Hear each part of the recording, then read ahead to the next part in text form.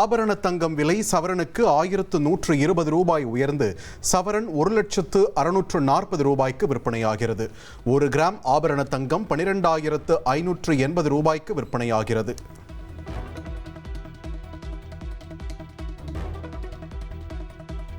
வெள்ளி விலை கிலோவுக்கு 4,000 ரூபாய் உயர்ந்து 2,60,000 ரூபாய்க்கு விற்பனையாகிறது. 1 கிராம் வெள்ளி 260 ரூபாய்க்கு விற்பனை செய்யப்படுகிறது.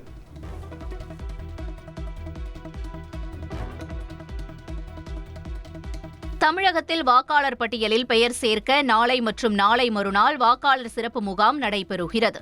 வாக்காளர் பட்டியலில் பெயர் சேர்க்க, நீக்க, திருத்தம் செய்ய இந்த சிறப்பு முகாம்களை பயன்படுத்திக் கொள்ள வேண்டும் என தேர்தல் ஆணையம் வேண்டுகோள் விடுத்துள்ளது. தமிழகம் முழுவதும் 75,000 வாக்குச்சாவடி மையங்களில் சிறப்பு முகாம் நடைபெறவுள்ளது. வரைவு வாக்காளர் பட்டியல் கடந்த டிசம்பர் 19ஆம் தேதி வெளியிடப்பட்ட நிலையில் வாக்காளர் பட்டியலில் பெயர் சேர்க்க 7,35,191 விண்ணப்பங்களும், பெயர் நீக்க 9,505 விண்ணப்பங்களும் பெறப்பட்டுள்ளதாக தேர்தல் ஆணையம் தெரிவித்துள்ளது.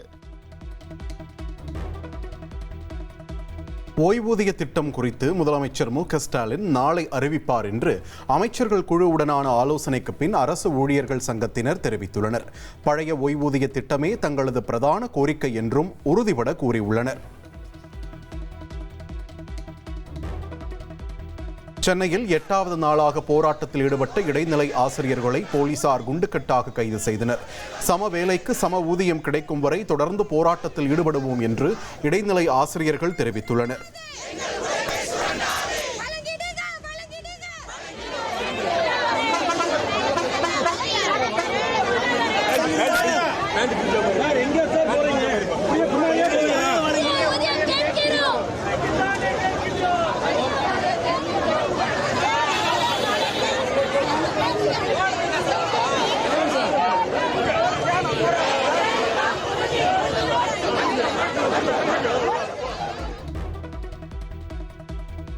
சென்னையில் நேற்று போராட்டம் நடத்திய இடைநிலை ஆசிரியர்கள் 1,180 பேர் மீது எழும்பூர் போலீசார் வழக்கு பதிவு செய்துள்ளனர். அனுமதியின்றி கூடுதல் உள்ளிட்ட 3 பிரிவுகளில் வழக்கு பதிவு செய்யப்பட்டுள்ளது. கீழ்ப்பாக்கத்தில் உள்ள சென்னை மாநகராட்சி ஆணையர் குமரகுருபரனின் வீட்டை முற்றுகையிட முயன்ற தூய்மை பணியாளர்களால் பரபரப்பு ஏற்பட்டது. தூய்மை பணியாளர்கள் காவலர்களிடையே தள்ளுமுள்ளு ஏற்பட்டதால் பதற்றமான சூழல் நிலவியது.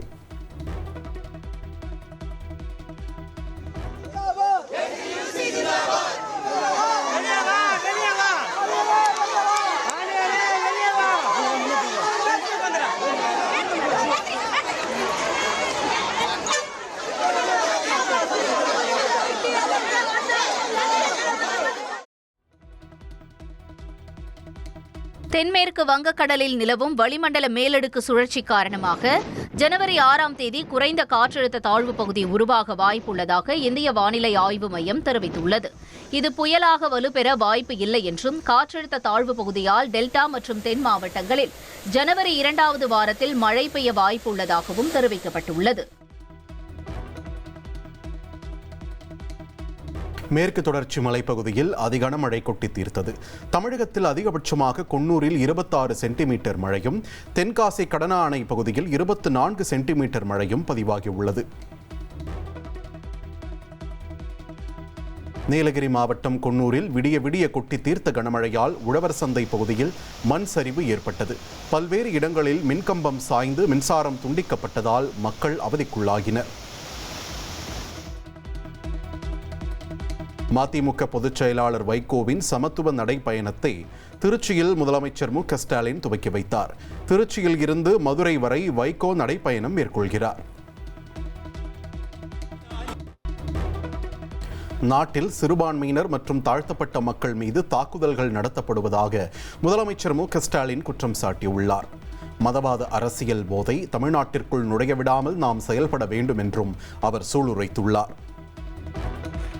மது போதையும் அதைவிட ஆபத்தான மதவாத அரசியல் போதையும் தமிழ்நாட்டுக்குள் நுழையவிடாமல் தடுத்திட நாமெல்லாம் ஒன்று சேர வேண்டும்.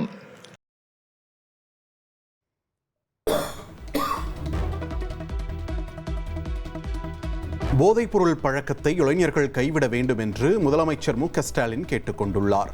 போதைப் பொருட்களை ஒழிப்பது சமூகத்தின் கூட்டு பொறுப்பு என்றும் அவர் தெரிவித்துள்ளார்.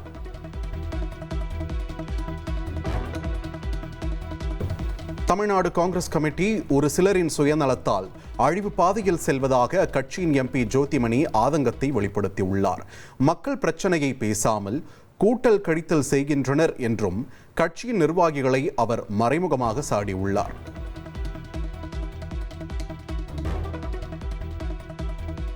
சென்னை மத்திய கைலாஷ் மேம்பாலம் வரும் பொங்கல் பண்டிகைக்கு திறக்கப்படும் என தகவல் வெளியாகியுள்ளது.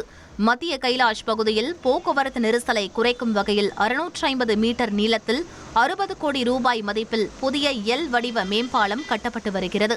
ஐஐடியில் உள்ள மேம்பாலத்திலிருந்து 300 மீட்டர் தொலைவில் இந்த மேம்பாலம் அமைகிறது. கடந்த ஆண்டு அக்டோபரில் திறப்பு விழா நடைபெறும் என்று தெரிவிக்கப்பட்ட நிலையில் பல்வேறு காரணங்களால் தள்ளி போனது. இந்நிலையில் தற்போது பணிகள் வேகமெடுத்துள்ளன. இறுதிக்கட்ட மேல்தளம் அமைக்கும் வகையில் கட்டமைப்புகள் பொருத்தப்பட்டு தயாராக இருப்பதாக நெடுஞ்சாலைத்துறை பொறியாளர்கள் கூறியுள்ளனர். 95% பணிகள் நிறைவு பெற்றிருப்பதால் வருகிற பொங்கல் பண்டிகையின் போது பாலம் திறக்கப்படும் என நெடுஞ்சாலைத்துறை அதிகாரிகள் தகவல் தெரிவித்துள்ளனர். சென்னை மெட்ரோ ரயில் நிறுவனம் தனது 2ஆம் கட்ட திட்டத்தில் புதிதாக ஆல்பா மார்க்கத்தை செயல்படுத்த உள்ளது. சென்னையின் வடக்கு தெற்கு பகுதிகளை ஒரே பயணத்தில் இணைக்கும் வகையில் ரயில்கள் வழக்கம் போல சுற்றி செல்லாமல் காரிடார் 3 மற்றும் காரிடார் 5 இடையே நேரடியாக இயக்கப்படும் என்று தெரிவிக்கப்பட்டுள்ளது. இதனால் சிறுசேரி, மாதவரம், சோழிங்கநல்லூர் போன்ற பகுதிகளுக்கு நடைமேடையை மாற்றாமல் ஒரே ரயிலில் நேரடியாக பயணம் செய்ய முடியும் என்று தெரிகிறது.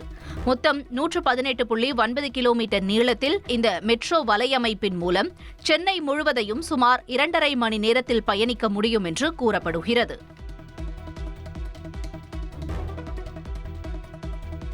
வடபழனி பூந்தமல்லி இடையிலான மெட்ரோ ரயில் சோதனை ஓட்டம் வருகிற 15ஆம் தேதி தொடங்கும் என தகவல் வெளியாகியுள்ளது. சென்னையில் 2 வழித்தடங்களில் 55 கிலோமீட்டர் தூரத்திற்கு மெட்ரோ ரயில் இயக்கப்படும் நிலையில் அடுத்த கட்டமாக மாதவரம், சிறுச்சேரி, சிப்காட் உட்பட 3 வழித்தடங்களில் பணிகள் நடைபெற்று வருகின்றன. இதில் ஆரஞ்ச் வழித்தடத்தில் வடபழனி முதல் பூந்தமல்லி இடையிலான ஒரு பகுதி மெட்ரோ ரயில் சேவையை விரைவில் தொடங்க திட்டமிடப்பட்டுள்ளது. இதற்கான சோதனை ஓட்டம் வருகிற 15ஆம் தேதி வாக்கில் தொடங்கும் என மெட்ரோ ரயில் நிறுவனம் தரப்பில் தெரிவிக்கப்பட்டுள்ளது. உயர்மட்ட ஸ்லாபுகள், தண்டவாளம் மற்றும் சிக்னலிங் அமைக்கும் பணியில் சுமார் 4000 தொழிலாளர்கள் ஈடுபட்டுள்ளனர். வடபழனி பூந்தமல்லி மெட்ரோ வழித்தடம் டபுள் டக்கர் வடிவில் செயல்படுத்தப்பட உள்ளது குறிப்பிடத்தக்கது. திருவண்ணாமலை மாவட்டம் செங்கம் பகுதியில் திமுக பிரமுகர் குடும்பத்துடன் தீ வைத்து எரித்து கொலை. கீற்று கொட்டகையில் மனைவியுடன் இருந்தவரை வெளியே பூட்டிவிட்டு தீ வைத்து கொளுத்திய நபர்கள் குறித்து போலீசார் தீவிர விசாரணை மேற்கொண்டு வருகின்றனர். தஞ்சையில் கணவரின் நண்பர்கள் போல் நடித்து போலி ஆவணங்கள் மூலம் மூதாட்டியின் 800 கோடி ரூபாய் சொத்துகள் அபகரிக்கப்பட்டுள்ளது. அதிமுக பிரமுகர் உட்பட 12 பேர் மீது வழக்கு பதிவு செய்து போலீசார் இது தொடர்பாக விசாரணை நடத்தி வருகின்றனர்.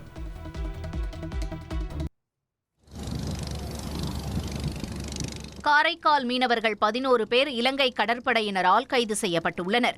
காரைக்கால் மீன்பிடி துறைமுகத்திலிருந்து கடலுக்கு மீன்பிடிக்க சென்ற மீனவர்கள் நெடுந்தீவு அருகே மீன்பிடித்துக் கொண்டிருந்தனர். அப்போது அங்கு ரோந்து வந்த இலங்கை கடற்படையினர் எல்லை தாண்டி மீன்பிடித்ததாக கூறி 11 மீனவர்களையும் கைது செய்து காங்கேசன் கடற்படை முகாமிற்கு அழைத்து சென்றனர். இந்த விவகாரத்தில் மத்திய, மாநில அரசுகள் உரிய நடவடிக்கை எடுக்க வேண்டும் என மீனவர்கள் கோரிக்கை விடுத்துள்ளனர். சபரிமலையில் மலை ஏறும்போது நெஞ்சுவலி ஏற்பட்டு ஒரே நாளில் சென்னையை சேர்ந்த 2 பக்தர்கள் உயிரிழந்தனர். சென்னை அயனாவரத்தை சேர்ந்த கார்த்திகேயன் மற்றும் பம்மலை சேர்ந்த குமரேசன் ஆகியோர் மலை ஏறிய போது நெஞ்சுவலி ஏற்பட்டு மயங்கி விழுந்து உயிரிழந்தனர். இதுவரை சபரிமலைக்கு வந்தவர்களில் மாரடைப்பு மற்றும் உடல்நலக்குறைவால் 28 பேர் உயிரிழந்ததாக தகவல் வெளியாகியுள்ளது. உடல்நலம் பாதிக்கப்பட்டவர்கள் மருத்துவரின் ஆலோசனைப்படி மலையேற வேண்டும் என அறிவுறுத்தப்பட்டுள்ளது. ஓய்வூதிய திட்டம் குறித்து முதலமைச்சர் மு.க.ஸ்டாலின் நாளை அறிவிப்பார் என்று அமைச்சர்கள் குழுவுடனான ஆலோசனைக்கு பின் அரசு ஊழியர்கள் சங்கத்தினர் தெரிவித்துள்ளனர். பழைய ஓய்வூதிய திட்டமே தங்களது பிரதான கோரிக்கை என்றும் உறுதிபட கூறியுள்ளனர். சென்னை சென்ட்ரலில் உள்ள புனரமைக்கப்பட்ட விக்டோரியா அரங்கின் ட்ரோன் வீடியோவை மாநகராட்சி ஆணையர் குமரகுருபரன் வெளியிட்டுள்ளார். 32.62 கோடி ரூபாய் மதிப்பில் புனரமைக்கப்பட்ட விக்டோரியா பொது அரங்கை பார்வையிட ஜனவரி 1ஆம் தேதி முதல் அனுமதிக்கப்படுகின்றனர். பெரியவர்களுக்கு 25 ரூபாயும், மூத்த குடிமக்கள் மற்றும் மாணவர்களுக்கு 10 ரூபாயும், வெளிநாட்டவர்களுக்கு 50 ரூபாயும் நிர்ணயிக்கப்பட்டுள்ளது. குழந்தைகள் மற்றும் மாற்றுத்திறனாளிகளுக்கு அனுமதி இலவசம் என்றும், மாநகராட்சி இணையதளம் வாயிலாக முன்பதிவு செய்தவர்கள் மட்டுமே அனுமதிக்கப்படுவர் எனவும் தெரிவிக்கப்பட்டுள்ளது. டெல்லியில் நாளுக்கு நாள் மோசமடையும் காற்றின் தரம். மிக மோசம் என்ற பிரிவில் காற்றின் தர குறியீடு 348 பதிவாகியுள்ளதாக மத்திய மாசு கட்டுப்பாட்டு வாரியம் தெரிவித்துள்ளது. வட மாநிலங்களில் நிலவும் மூடுபனியால் டெல்லியில் 118 விமானங்களின் சேவை பாதிக்கப்பட்டுள்ளன. வட இந்திய ரயில்வேயின் டெல்லி மண்டலத்தில் சுமார் 50 ரயில்கள் தாமதமாக இயக்கப்பட்டு வருவதாக தெரிவிக்கப்பட்டுள்ளது. மத்திய பிரதேச மாநிலம் இந்தூரில் மாசடைந்த குடிநீரை குடித்து பலியானோரின் எண்ணிக்கை 8 உயர்ந்துள்ளது. மருத்துவமனையில் 149 பேருக்கும் மேற்பட்டோருக்கு சிகிச்சை அளிக்கப்பட்டு வருகிறது.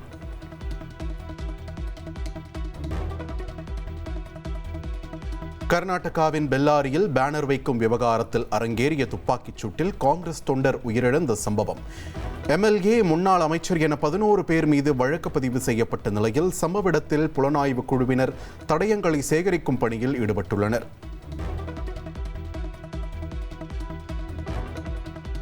உலகின் முதல் சிவாலயம் என போற்றப்படும் ராமநாதபுரம் உத்தரகோசமங்கை மங்களநாதர் கோவிலில் ஆருத்ரா தரிசன விழா விமர்சையாக நடைபெற்றது.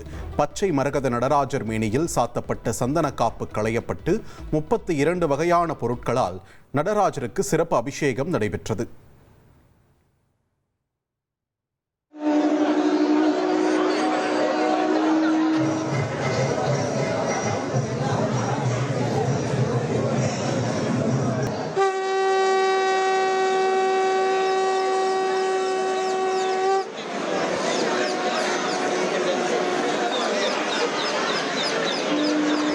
பராசக்தி படத்துக்கு தடை விதிக்க சென்னை உயர்நீதிமன்றம் மறுப்பு தெரிவித்துள்ளது. தனது கதையை திருடி பராசக்தி படம் எடுக்கப்பட்டதாக உதவி இயக்குனர் ராஜேந்திரன் என்பவர் வழக்கு தொடர்ந்த நிலையில் மனு தள்ளுபடி செய்யப்பட்டுள்ளது. மேற்கு தொடர்ச்சி மலைப்பகுதிகளில் பெய்த தொடர் கனமழை காரணமாக தென்காசி மாவட்டம் குற்றாலம் மெயினருவியில் வெள்ளப்பெருக்கு நீடிக்கிறது. மழையின் தாக்கம் சற்று குறைந்துள்ள நிலையிலும் வெள்ளப்பெருக்கு தொடர்வதால் அருவியில் குளிக்க தடை விதிக்கப்பட்டுள்ளது.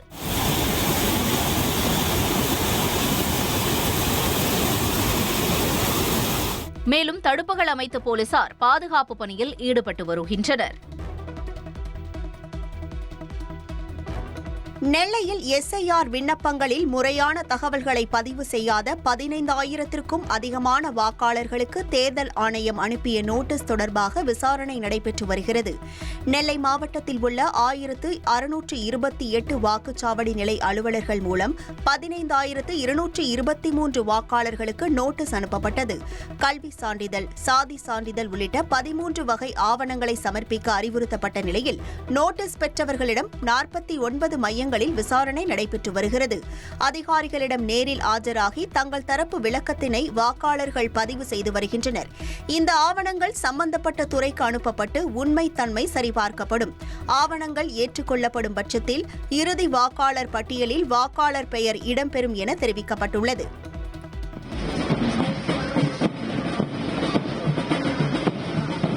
டெல்லியில் கடும் குளிருக்கு மத்தியில் ராணுவ வீரர்கள் குடியரசு தின விழா ஒத்திகையில் ஈடுபட்டனர்.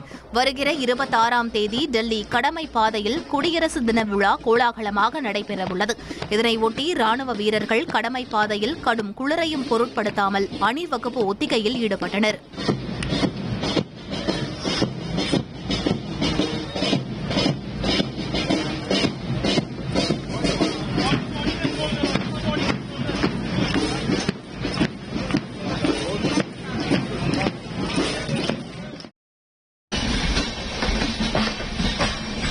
டெல்லி உள்ளிட்ட வடமாநிலங்களில் நிலவும் மூடுபனியால் ரயில் மற்றும் விமான சேவை பாதிக்கப்பட்டுள்ளது. குறிப்பாக டெல்லி விமான நிலையம் அமைந்துள்ள பாலம், ஜப்தர்ஜங் பகுதிகளில் காண்புத்திறன் மிக குறைந்த அளவாக 50 மீட்டர் என பதிவாகியுள்ளது. இதன் காரணமாக டெல்லியில் 118 விமான சேவை ரத்து செய்யப்பட்டது. 16 விமானங்கள் மாற்று விமான நிலையத்திற்கு திருப்பி அனுப்பப்பட்டுள்ளன. டெல்லி ரயில்வே மண்டலத்தில் சுமார் 50 ரயில்கள் தாமதமாக இயக்கப்பட்டன.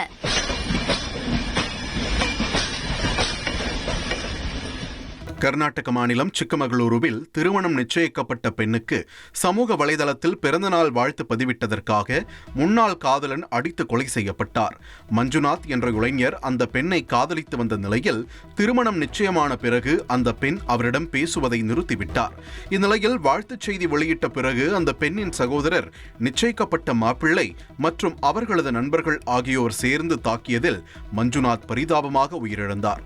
இது தொடர்பாக 4 பேரை போலீசார் கைது செய்து விசாரணை நடத்தி வருகின்றனர்.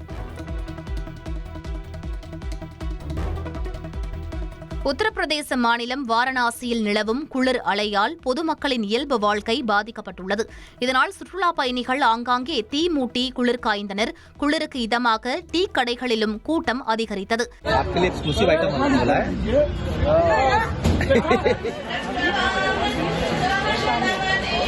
இதேபோல மத்திய பிரதேச மாநிலம் குவாலியரில் குளிர் அலை காரணமாக ரயில்கள் மிதமான வேகத்தில் இயக்கப்பட்டன. பொழுது விடிந்தாலும் இருள் விலகாததால் வாகனங்கள் முகப்பு விளக்கை ஒளிரவிட்டபடி சென்றன. கனடாவில் ஏர் இண்டியா விமானத்தை மதுபோதையில் விமானி இயக்க முயற்சித்த விவகாரத்தில் அந்நிறுவனம் வருகிற 26ஆம் தேதிக்குள் விளக்கமளிக்குமாறு கனடா போக்குவரத்து துறை அறிவுறுத்தியுள்ளது. கனடாவின் வான்கூவர் நகரிலிருந்து டெல்லி நோக்கி கடந்த மாதம் 23ஆம் தேதி புறப்பட்ட விமானத்தில் விமானி ஒருவர் மதுபோதையில் இருந்ததாக தெரிகிறது. இதனால் உடனே அவர் வெளியேற்றப்பட்டு மாற்று விமானி மூலம் தாமதமாக விமானம் டெல்லி வந்து சேர்ந்தது. இந்த விவகாரத்தில் சம்பந்தப்பட்ட விமானி விமானத்தை இயக்க தற்காலிக தடை விதிக்கப்பட்டுள்ளது. இந்நிலையில் அவர் மீது எடுக்கப்பட்ட நடவடிக்கை குறித்து ஏர் இந்தியாவிடம் கனடா போக்குவரத்து துறை கேள்வி எழுப்பியுள்ளது. ஈரானில் பொருளாதார நிலையற்ற தன்மை நிலவுவதால் அதை கண்டித்து நடைபெற்ற போராட்டத்தில் நிகழ்ந்த வன்முறையில் 7 பேர் உயிரிழந்தனர். நாடு தழுவிய அளவில் நடைபெற்ற இந்த போராட்டத்தை போலீசார் ஒடுக்கினர். அப்போது வெவ்வேறு இடங்களில் போலீசாருக்கும் போராட்டக்காரர்களுக்கும் இடையே நடைபெற்ற மோதலில் காவலர் உட்பட 7 பேர் வரை உயிரிழந்ததாக தகவல் வெளியாகியுள்ளது. ஒரு சில இடங்களில் போராட்டக்காரர்கள் கையில் துப்பாக்கியுடன் போராட்டத்தில் ஈடுபட்டதுடன் போலீசாரை நோக்கி துப்பாக்கிச்சூடு நடத்தியதாகவும் கூறப்படுகிறது. அமெரிக்காவின் நியூயார்க் மாகாணத்தில் பனி புயலின் போது வானிலிருந்து பஞ்சு போல் பனிக்கட்டிகள் கொட்டியதால் சுற்றுலா பயணிகள் உற்சாகமடைந்தனர். மத்திய நியூயார்க் மாகாணத்திற்கு உட்பட்ட சிராகஸ் நகரில் பஞ்சு துகள் போல வானிலிருந்து பனிக்கட்டி கொட்டியது. அதற்கு நடுவே சிறுவர்கள் உள்ளிட்ட சுற்றுலா பயணிகள் உற்சாகமாக ஸ்கேட்டிங் செய்து அசத்தினர்.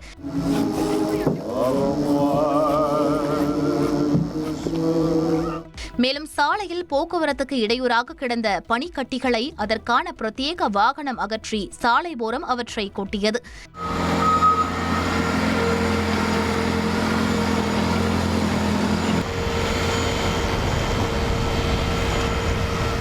இதனிடையே பனிப்பொழிவால் நியூயார்க் சாலையில் சென்ற பெரும்பாலான வாகனங்களை பனி சூழ்ந்தது.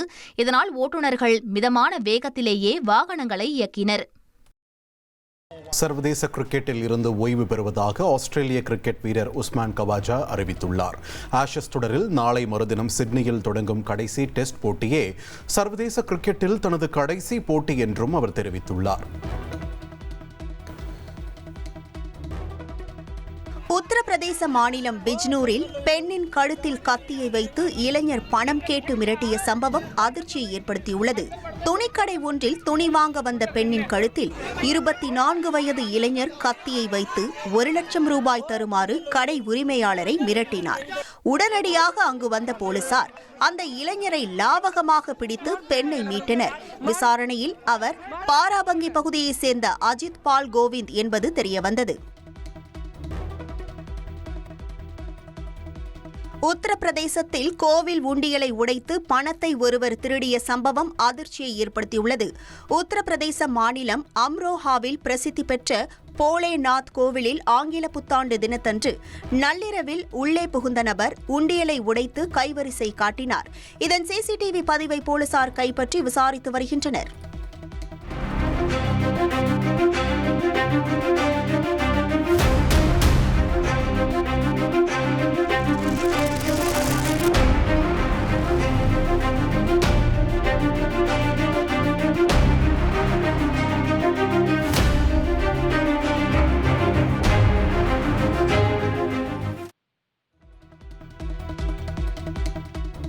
ஜம்மு காஷ்மீரில் சோனாமார்க் பகுதியில் மீண்டும் பனிப்பொழிவு தொடங்கியதால் ரம்மியமான சூழல் நிலவுகிறது.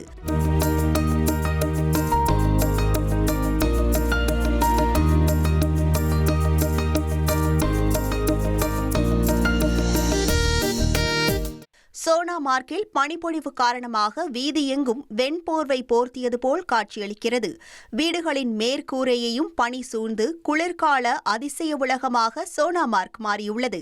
இதனால் வரும் நாட்களில் காஷ்மீரில் சுற்றுலா பயணிகளின் எண்ணிக்கை அதிகரிக்கும் என எதிர்பார்க்கப்படுகிறது.